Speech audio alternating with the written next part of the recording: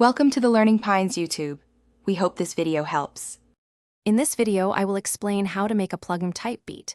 We'll begin by crafting a captivating melody, which is the heart of this genre. Think about using soft, atmospheric pads or bell-like sounds to create that signature ethereal vibe.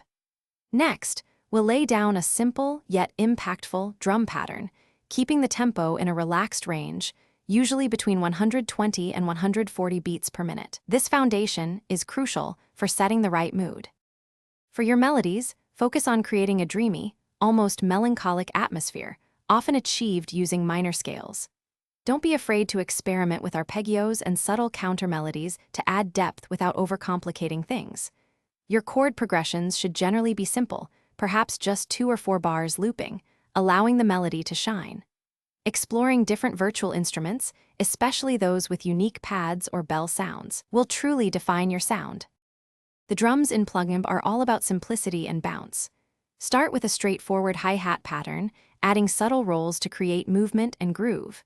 Your kicks should be soft but still have a nice punch, while snares provide a crisp, understated snap.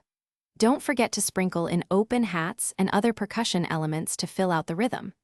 The goal is a repetitive yet engaging drum loop that complements the melody without overpowering it. Finally, let's talk about mixing and arrangement. Ensure each instrument has its own space in the mix, preventing muddiness and enhancing clarity. Subtle use of reverb and delay can add to the ethereal quality without making the track sound washed out.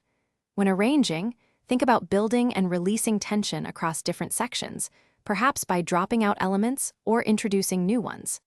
A final master will give your beat that polished, professional sound, ready for artists. Thanks for watching. Consider subscribing if we helped you.